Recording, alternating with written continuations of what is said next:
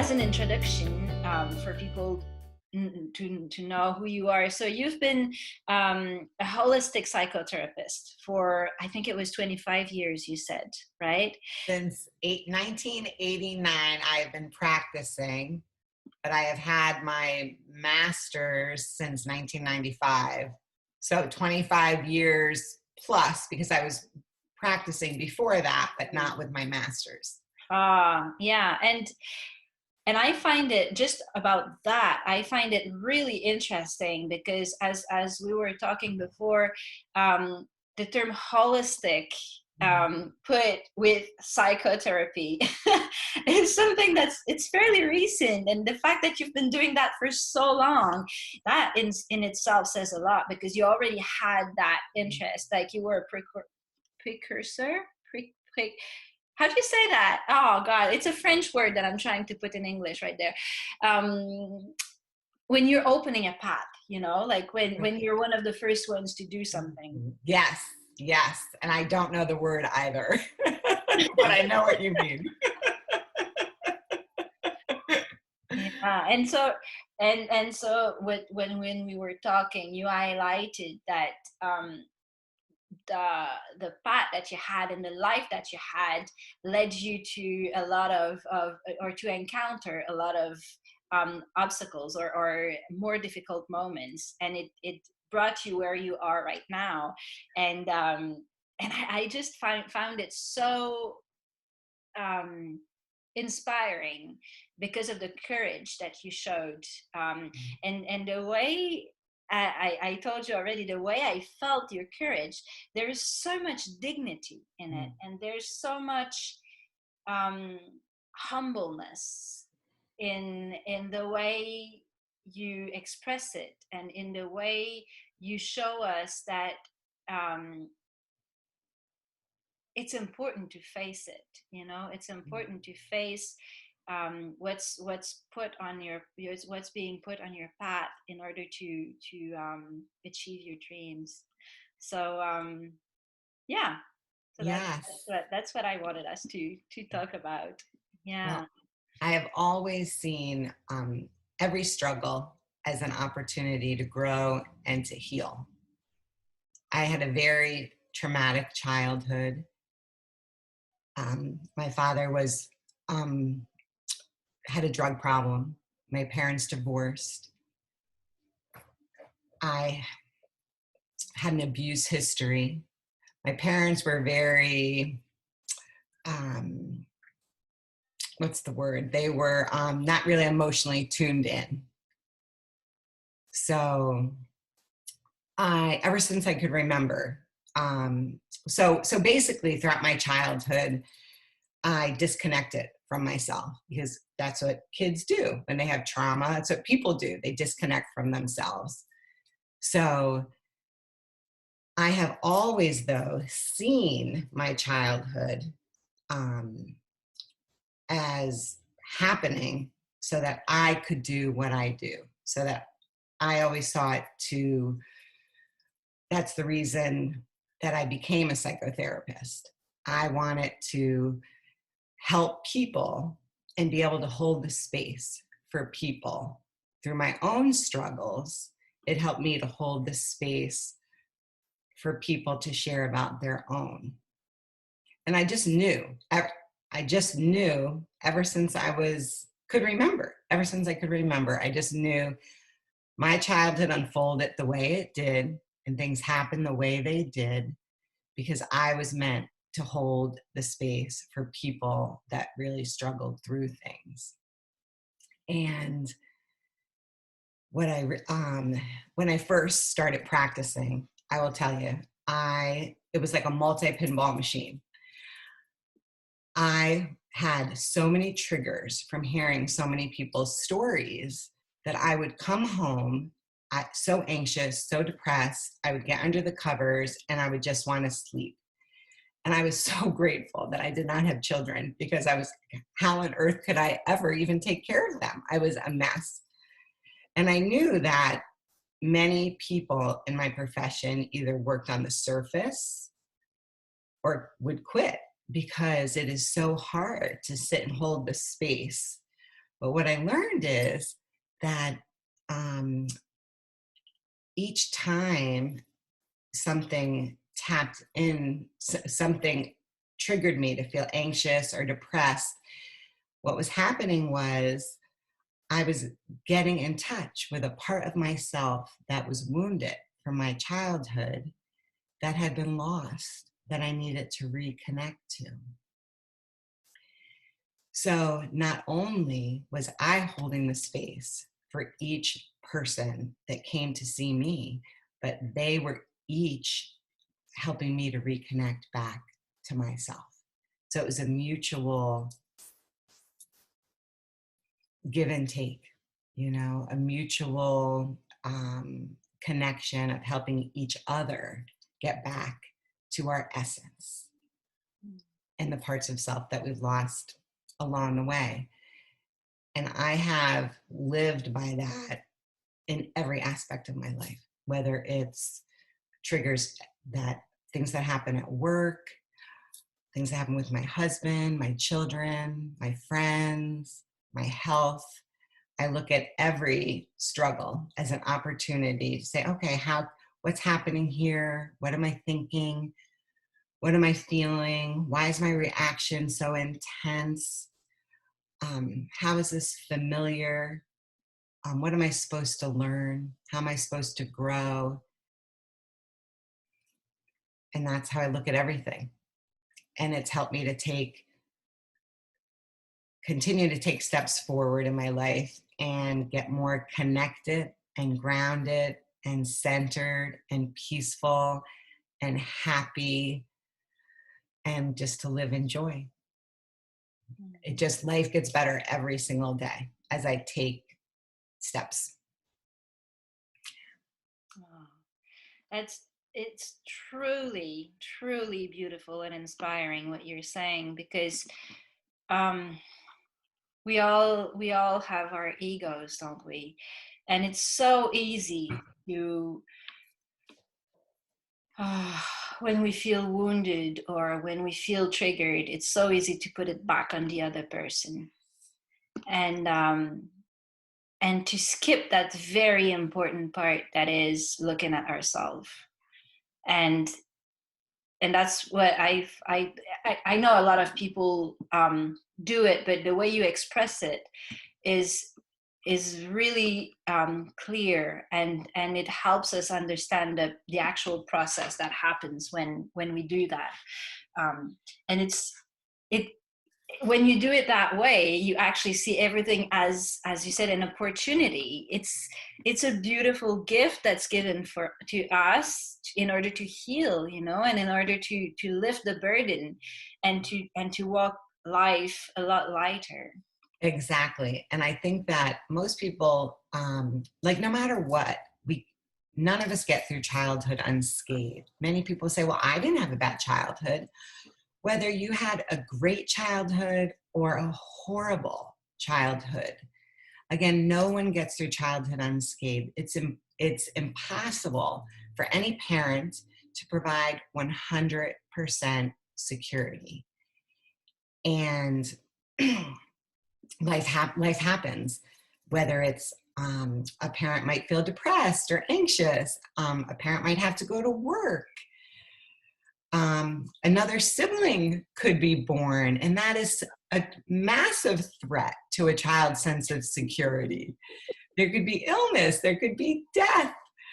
I love sharing this little story about when a sibling is born. And because people are like, oh, that's traumatic. And it's extremely traumatic. Because I say, imagine your spouse comes home and says, Marie, this is my new wife, and she's going to live with us. But I love you just as much as I always have, but I'm going to sleep with her on Mondays, Wednesdays, and Fridays, and you on Tuesdays and Thursdays. And I'm going to just spend a lot more time with her because she's new around here and she doesn't really understand everything that's going on. You'd look at him and be like, are you crazy? Like, you'd either want to kill him, you'd want to kill her, you'd want to hightail it out of there, or tell him to pack his bags and get out. That is how a child feels when their sibling is born. It is so traumatic. And when these events happen that threaten our sense of security, a child will adapt in various ways to manage that. And they could act out, they could become a pleaser, they could try and be so good to get your love back, because children are egocentric and think everything is about them, and they internalize everything that happened. Their rational brain isn't like, oh, there's a new baby, mom doesn't have as much time for me. It's like, oh no, what am I going to do? And why is this happening to me? And why isn't my mom paying attention to me? They don't understand. So we take that template and carry it everywhere we go. So whether you have, again, a great childhood or a not so great childhood, all of us end up feeling a lack of security, and all of us end up disconnecting from ourselves to some degree. And that influences how we take in everything that we experience, everything we think, everything we feel, everything we do. So it's fascinating. Another little story I have, when my mom she used to watch my kids one day a week. And every week, my husband would come home around 5 and I would get home around 7. Well, I'm going to backtrack for a minute. When my mother was 15, her mom died. Okay. And I think my mom had a hard time connecting because she had lost her mom. And her father was her sense of stability. Her father meant everything to her, and it was her sense of stability. And like I said, her mom died when she was 15. So she would watch my kids once a week. And my husband would come home from work at 5, and I would come home from work at 7. Guess what time my mom would leave every week? Any educated guess?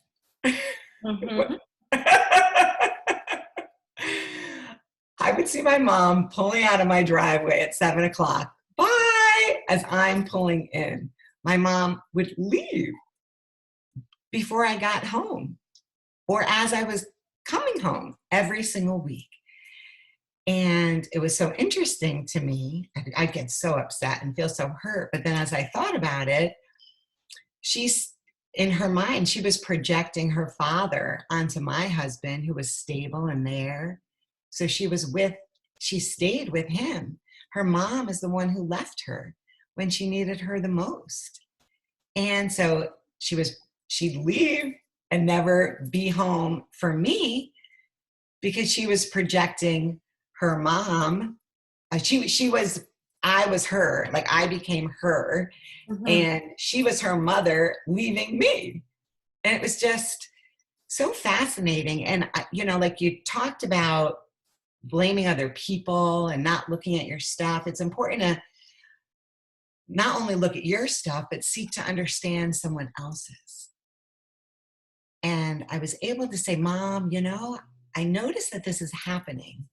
And she's like, oh my God, Sherry, I never even thought about that. But you're so right. That is exactly what's happening. I'm with your husband, who's like my dad, and I'm leaving you just like my mom left me. And ever since then, she would wait, and we'd have time together when I come home from work. Wow, it's so beautiful. And, human interactions are absolutely fascinating and so multi-layers. Yes. And we just tend to forget about that, because we go on to our daily lives and we just we navigate with, as you said, all of the you call them templates, but all that of those templates and all of those ways that we were thought or that we learned to cope with, and those are all lenses that we have on top of the other, and everyone carries their own lenses, and we're trying to make all of that work together. It becomes, when someone's being triggered, it becomes quite complicated, because to in French we say démêler, to untangle what's yours, what's mine, what's the ego, what's really happening, what's your perception of it, what's my perception, it's like all of that mixed up. And when that happens and you're being triggered, you can't see clearly because you have all of your emotions coming up. So it's so, and I come back to that, it is so amazing the way that you found to go through your life and to every time sit down and take the moment to step back and actually witness what was happening, because a lot of us just drown literally into that when it happens. Exactly. And it is easy to do that, but if you take the time and take the steps, it is so rewarding. And I, my mom is one of my best friends today. And like I said, we had a very difficult childhood, and we weren't close, but from peeling back all the layers through the years and her being open to hear me and to listen and for me to share, we've been able to heal. I've been able to heal and get to a better place.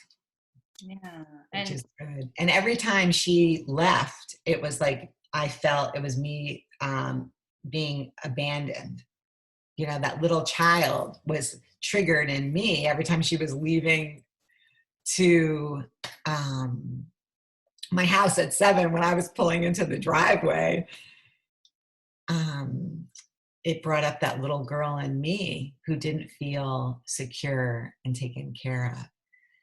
So I was able to work with that and then go to her in a loving way, in an empathetic way, without screaming, so that she could hear me. Because a lot of times we go with that heightened energy, and then, like you said, it gets complicated. Then the other person can't hear you because they're triggered. But if you approach someone with love and compassion and empathy and understanding, it's amazing what can happen.